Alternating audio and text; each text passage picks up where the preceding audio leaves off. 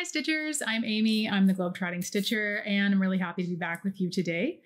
I hope you have all been well, and that those of you that are struggling through the intense heat that is happening in the Northern Hemisphere still, I hope that you all are going to get some relief soon. Please don't send it to us. So we don't have a whole lot to share in the way of life updates today.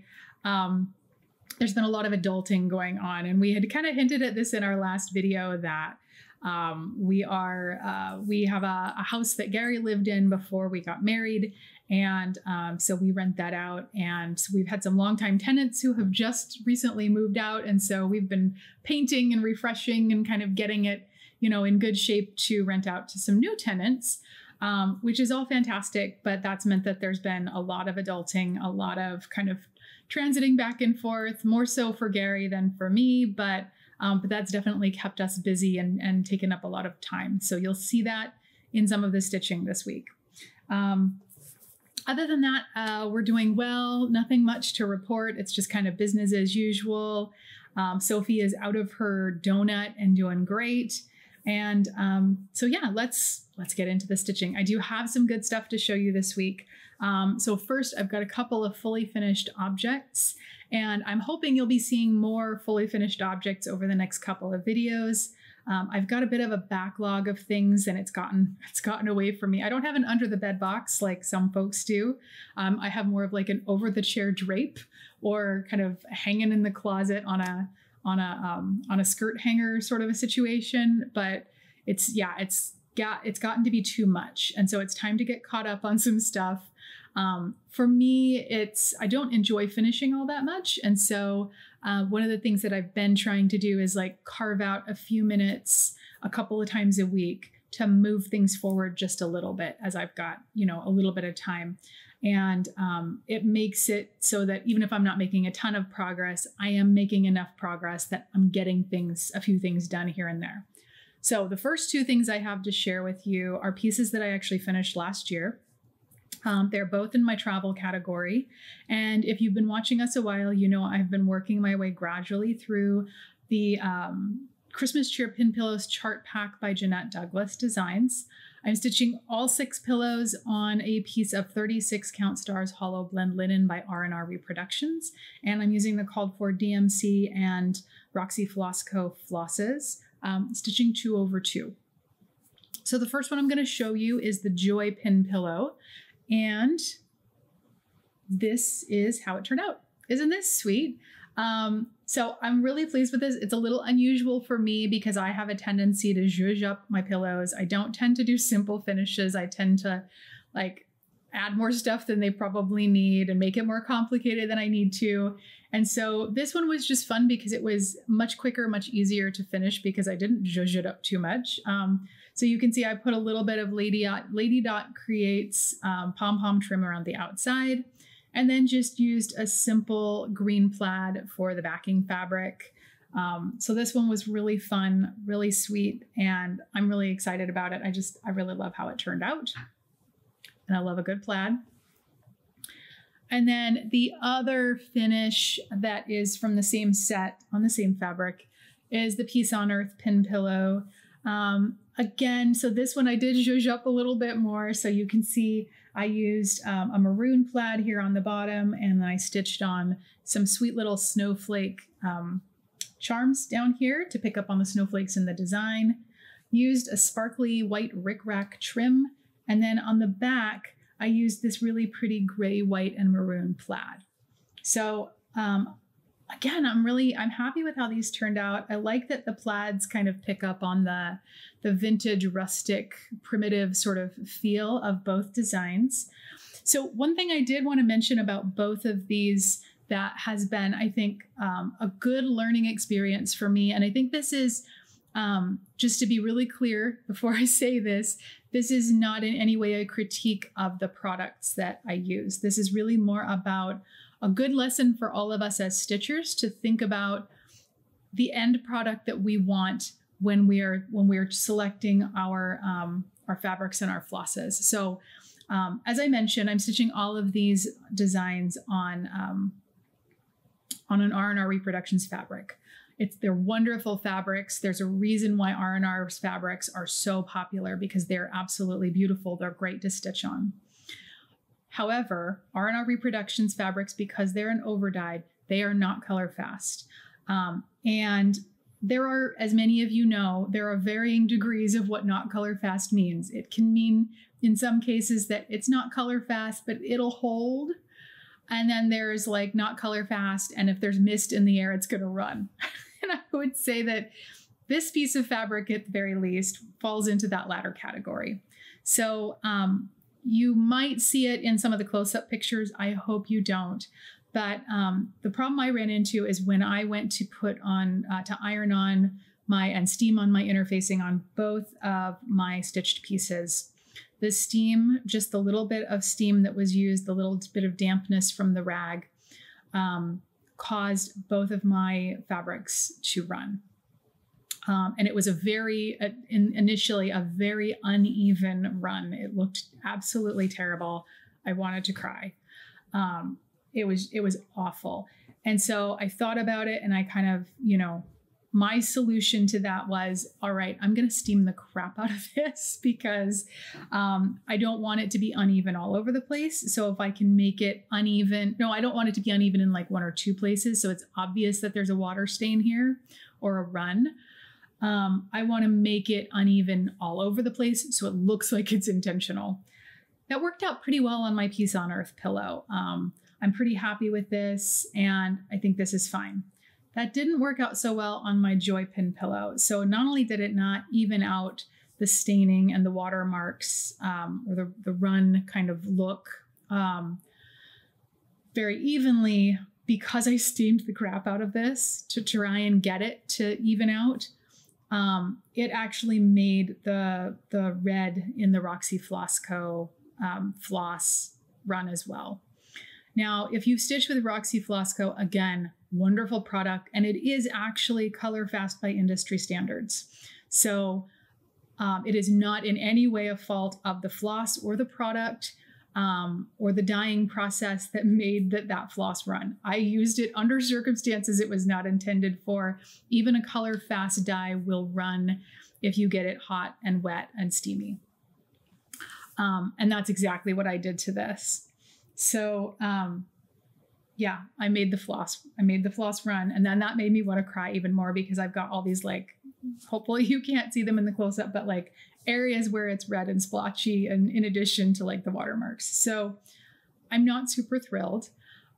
Lesson for me, and the way that I'm going to handle these going forward, I probably will not in future stitch on R&R fabrics if I'm going to make a pillow, because I like iron-on interfacing. That's my preference for stiffening up that fabric so that I can turn it into a pillow. What I'll do on the rest of these as I stitch them up and finish them, I'm going to use a sew-on interfacing instead of the iron-on, so that I can avoid the whole problem of steam and wetness and all of that, and avoid future, watermarks and runs. And then we'll just choose to use R&R for something other than pillows in future, so I can go back to using my preferred product. So just, word of advice, something to consider for those of you that are thinking about this kind of thing. Make sure that the products that you're using are not going to run, or that you've got an alternative to avoid that situation. Anyway, those are my two fully finished objects. Love them, and I'm really looking forward to putting them out in our Christmas decor in the next couple of months. Whew, okay, enough rambling on those. I have a couple of finishes to share with you as well. So the first one I'm going to show is kind of a big finish and kind of a special finish. And I had hinted at this in our last video that this was coming soon. So I have been stitching Blackberry House by Plum Street Samplers.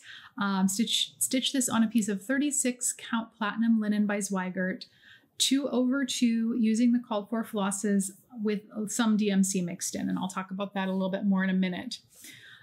So the last time you saw this, I had taken it with me on my trip to Nairobi. I hadn't had as much stitching time as I had hoped while I was in Nairobi. It was pretty busy. And so, I had mentioned if I'd had my normal kind of stitching week, it would have been a finish. It was quite close to a finish when I picked it up at the beginning of last week. And so I was really happy because it didn't take me too long to finish it. So when you saw it last, I had finished all of the stitching all the way down in the whole, it's not a bouquet, but the arrangement with the flowers and the berries and the bird and all of that, all the way down through to the bowl. So the only thing I had left to do was there's a purple house on one side of that bowl vase kind of piece. And then I needed to get my initials and the year on the other side. And then I had started on the cartouche at the bottom, but wasn't finished with that. So I didn't have a ton left to do. So here's where this is now, all finished up. So as you can see, I have my initials and the year in here now. I did finish this house, finished the cartouche, and finished with stitching in my dad's personal information here. So as I mentioned, I think I mentioned, if I didn't, I don't remember. Anyway, this is a piece that is very special to me because I'm stitching it, or I stitched it in honor of my dad. And this was a stitch along that several other folks joined in with me on. So Sarah, Stitch Addict on Instagram, as well as Bunny E. Martins on Instagram have been stitching this. Sarah's is actually done. Paula from Stitching in High Heels, she's a fellow Flosstuber. She's been stitching this. Our hashtag has been Blackberries for Dad SAL. And for me, the reason why I started this stitch along was because those of you who've been with us a while may remember that last fall, my dad had a pretty major surgery and things didn't go well. And we had a couple of really rocky weeks where we thought we might lose him. Thankfully, he came through, he's doing much better. But I really wanted to stitch a design in honor of my dad. And this happened to be a chart that he bought for me for Christmas a couple of years ago. And he is a great lover of blackberries. And so it seemed like the perfect design to stitch in his honor. So one of the things that I had been thinking about doing, and I want to say a big thank you to Sarah for her help, because I knew I was stitching this in honor of my dad, I wanted to personalize it with his name and his information. It's something that I've seen several other floss tubers do, and I really love that way of personalizing your pieces. And so I was debating about where to do it, and Sarah had come up with the idea for her design because she was also stitching in memory of someone. And I'm stitching in honor. My dad is still with us. Her family member has passed. But she decided to repurpose the cartouche, which had an alphabet in it, and stitch the personal information in there. And so Sarah, I was like, that's a fantastic idea. And then she very kindly took my dad's information and charted it out for me. So it made it very easy for me to stitch. So anyway, I have not yet decided how I'm going to finish this. I'm not one that goes for colored frames very often. I tend to go kind of like a white or a gray, or I'll go with like a darker wood tone. That's just my aesthetic and what appeals to me. But this is a piece that feels like it could go nicely in more of a softly colored frame. And so I'm thinking about how I want to finish it and where it will fit in our home and where it will work best. But I'm really pleased with it and I really love it. Okay. The next finish I have to share with you is a small one. And this is, so I am stitching the Bittersweet Trio by Waxing Moon Designs. And it's also, there's actually 3 designs in the chart. And this is the fox. So I'm stitching all of these on a piece of 36 count Bee's Knees linen by Seraphim. And I'm using all of the called for flosses. So I think I said the last time you saw this, it was a brand new start, but these are quite small and they stitch up really quickly. So I wasn't surprised, but I was delighted when I got a finish on this when I pulled this out a couple of weeks ago. So here is my sweet little fox. He's all stitched up and done. He was a lot of fun. I will say his little, I guess those are berries of some kind. There's like orange berries on a little bush here. Anyway, that was a little bit fussy and not fun to stitch, but it's absolutely worth it. It turned out really cute. So anyway, I'm really pleased with this guy. I love these little tiny charts in these Waxing Moon books, and I'm trying to decide whether I want to kind of frame all three of them like 1, 2, 3 in a frame, like separated, frame them individually so I can kind of intersperse them as little tiny accent pieces on a like a collage wall of stitching, or if I want to turn them into pillows, because these would lend themselves to any of those options. So we'll see what I decide by the time these are done, but really, really enjoying it. Again, I think I've mentioned this in the past. I love Seraphim. This fabric is amazing to stitch on, and it's just gorgeous. So there you go. Okay, let's see here. So let's move on to whips. We're done with finishes. So the first whip that I have to share with you, sorry, getting myself organized here. Here you go, you got a preview. First whip I have to share with you is my full coverage piece. I am stitching Rose Trellis In by Heaven and Earth Designs. And I am working this on a piece of 28 count white Lugana 2/1 using a combination of half stitch and continental stitch. The last time you saw this, I had made quite good progress. So I had finished all of the stitching. I'm on the bottom level of the house where the porch is.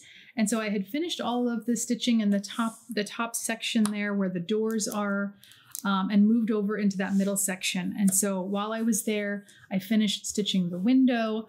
I stitched the beautiful hanging floral basket that's there. And then there's like a little heart sign, and I had stitched most of that little heart sign that's hanging on a post.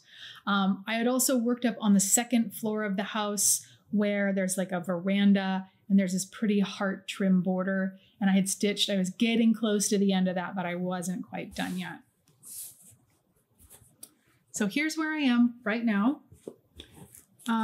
So again, pretty good progress. So as you can see, I'm now completely done with this heart border, this trim that I was talking about. So glad to be done with that. It's not fun stitching. It looks great, but it's not fun stitching. I'm now almost completely done with this roof. I'm almost done with the middle section now. I just have a little bit left to finish here in the siding and the bottom section of the window. As you can see, I'm now completely done with this top area where you've got these sort of curly cues. And then I've started over into this window over here, and this final section. So really excited to be making good progress on this. Technically, I have a couple of years left to be working on this, but it feels like I'm closing in on a finish, just I think because so much of the piece is done now. So I'm really happy with how this is looking and having a lot of fun on it when it comes out. Okay, let's see. Next whip on the list is my wildcard stitching. So I am stitching, what am I stitching? I'm holding it and I'm like, what am I stitching? I am stitching Cabin Fever by Dimensions. This is a Dimensions Gold Collection kit, and I am using the kit fabric and floss. The fabric is an 18 count kind of cream colored Aida. The last time you saw this, it was a brand new start. And it doesn't look like a ton of progress, but I did make progress. So yeah, the last time you saw it was a brand new start, and all I had done was kind of start stitching in. There's a heavy like foresty sort of tree background on the left side of the design at the top. So that was where it was last time. Here's where it is right now. So as you can see, I filled in more, I moved more to the right and then moved further down. I did a little bit, I started a little bit of the back stitching up in here, but not enough to really show up much yet. And then as you can see, as I've carried down, I'm starting to get into the trunk of, I think it's a birch tree. So I've started to get into that. And I find it really interesting because when you're stitching it, you're like, oh, are you sure that's the right color? Because it's like the birch tree, the trunk is like pink and blue. But I know like you trust the design, and when with Dimensions, it just all comes together and it's perfect. But gosh, it sure looks funny right now to have a pink and blue trunk. Anyway, this one is definitely a bit of a time commitment, but it's coming on nicely.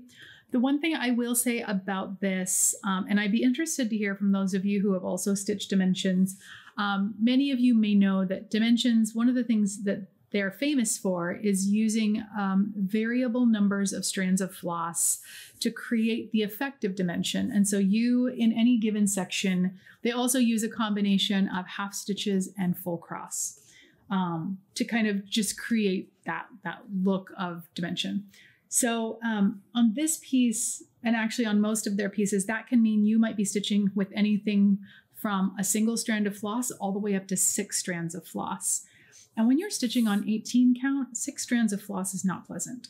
It's hard to get that needle down through the hole.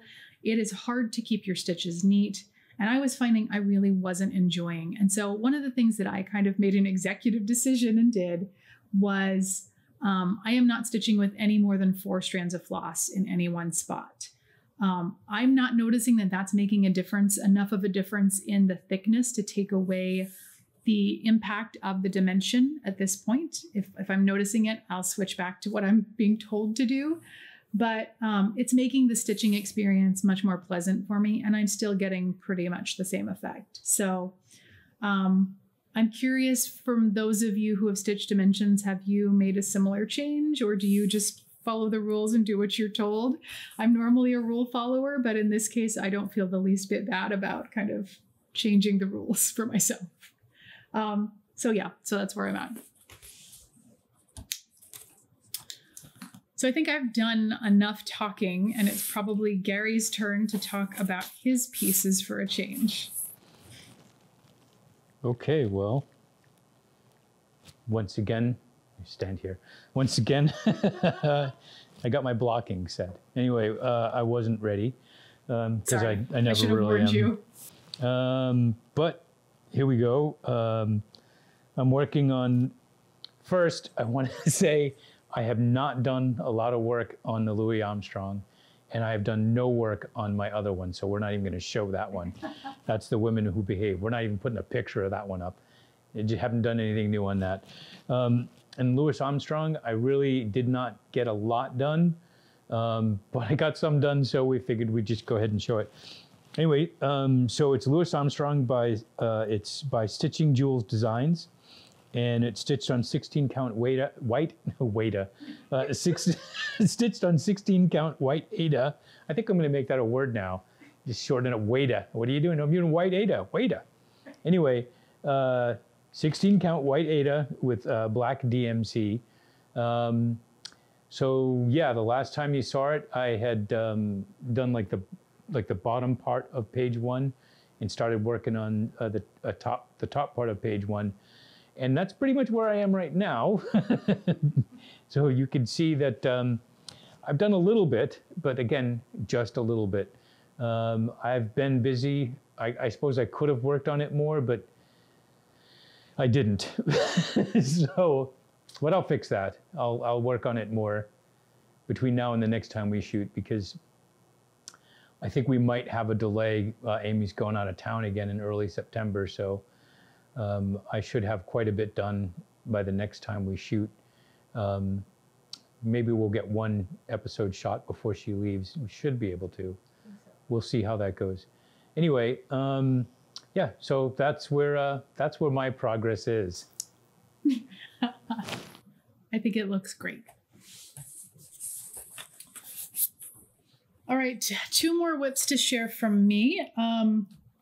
So the first is my travel piece. I am working on the Merry Christmas pillow in the Christmas Cheer Pin Pillows by Jeanette Douglas. As I've mentioned before, I'm stitching on 36 count Stars Hollow Blend linen by R&R Reproductions. And the last time you saw this, it was a brand new start.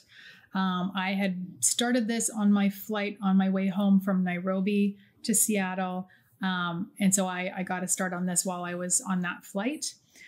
And so when you saw it the last time, I had just kind of started working on the border. I had done a few different colors in the border on the left-hand side of the piece.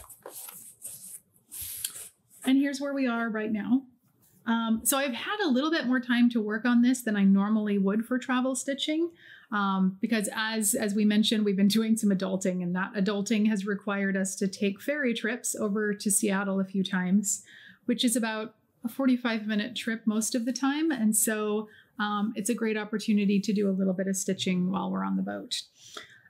So as you can see, I've now finished all the stitching on the left-hand side border. I've started carrying over across both the top and the bottom border, and I've moved in and I'm starting to stitch a little bit of that inside border.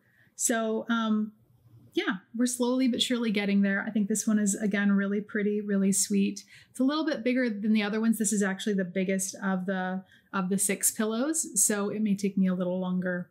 We'll have to wait and see, but that's where I am right now.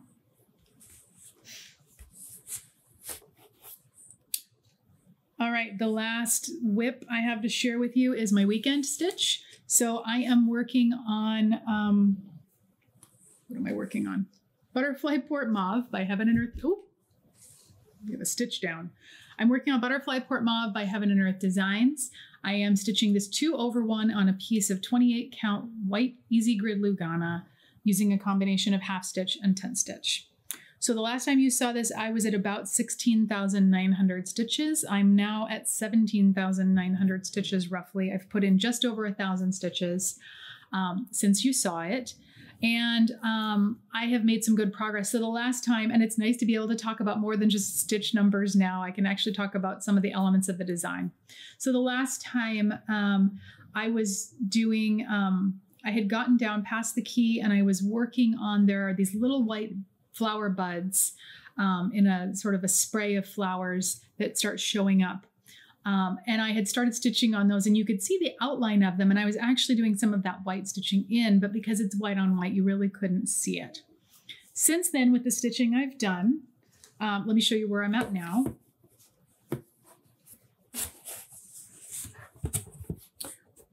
You can actually start to see, because the background stitching, at least on this top bud, is done.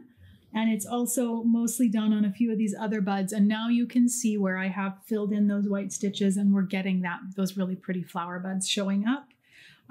So those are coming together. One of the things that I really do like about those is, and I was unsure of this when I was first working on it, but there's just a thin strand of Krynic that is used in a few places in those flowers. And it just adds the sweetest little touch of shimmer that I really like. And so I think it's a nice addition, a nice subtle addition to this piece. So yeah, it's coming on beautifully.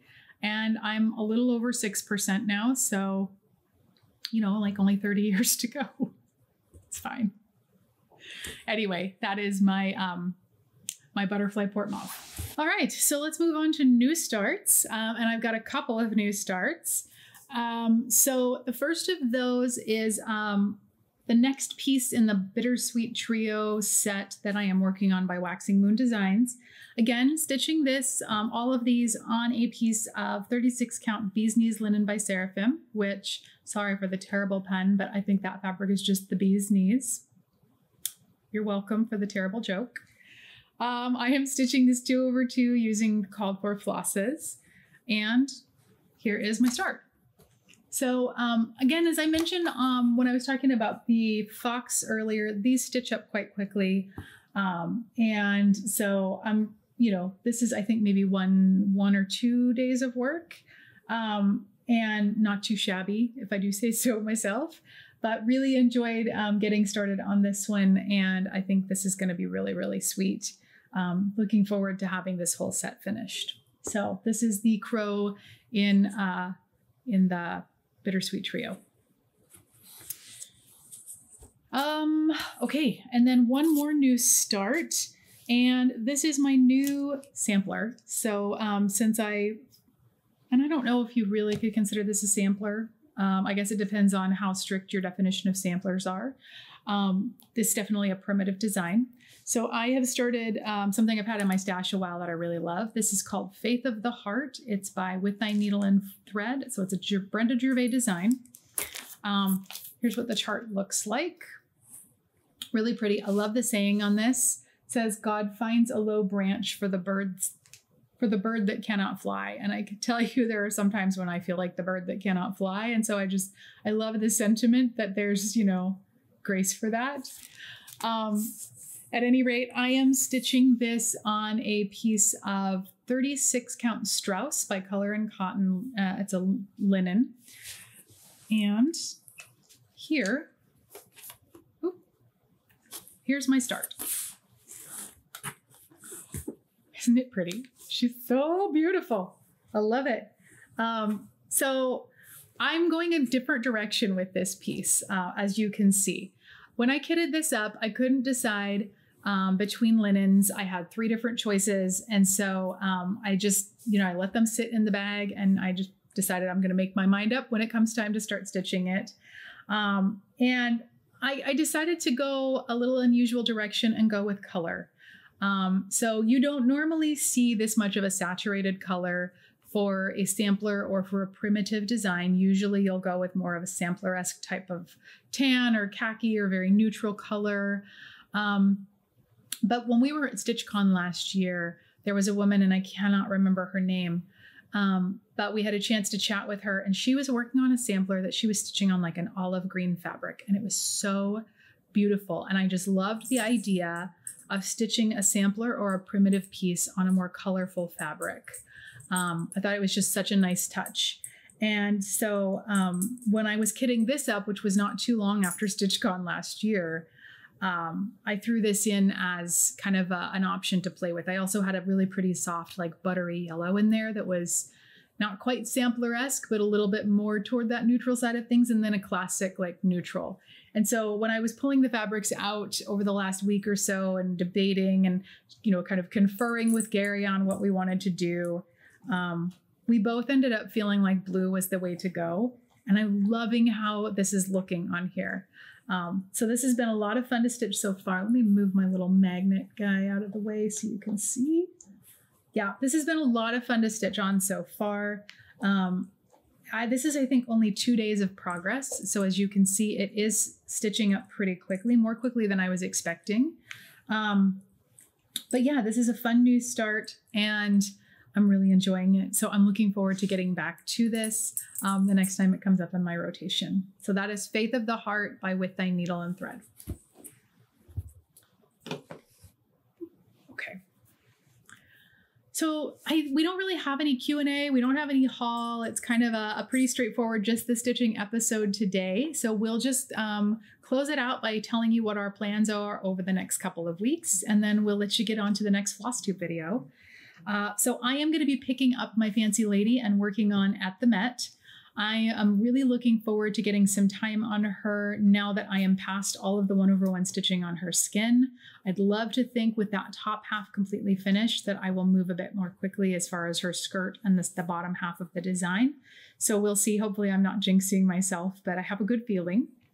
I am also going to be picking up my Bittersweet Trio Crow that you just saw a few minutes ago as a new start. And I'm actually hoping to be able to show you a finish on that the next time we film, which I've totally jinxed myself by saying that, but that's what I'm hoping for. Obviously, we'll continue to whittle away at my weekend stitch. We'll work on my travel stitch as I have opportunities. And Gary, of course, is going to be trying to work on both of his 2 pieces. As he said, I do have a trip coming up. I'm heading to Tanzania for a week in the beginning of September for a big food systems forum. So we're going to try and film one more update before I leave. But if not, it may be the middle of September before we have a chance to film a new update. So fingers crossed that we'll be able to find some time and make it happen before I go. At any rate, we hope that you are all doing well. We hope that you're enjoying your stitching. And, oh gosh, my whole sign off thing. I'm like, whoa. We hope you like our videos.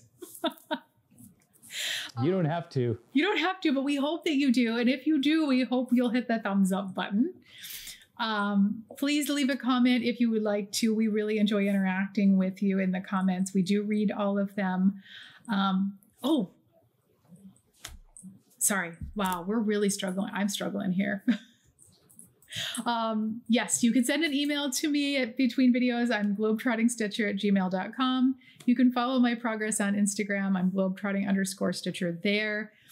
But Gary, you had somebody who, did you want to talk about the... I guess I do. Yeah. It was Rebecca. What? Rebecca asked about your... Oh, okay.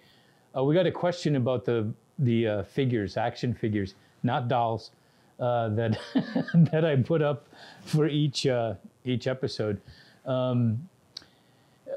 I'll just explain this one, and I'll explain them moving forward. I'll probably just say something like, this episode brought to you by.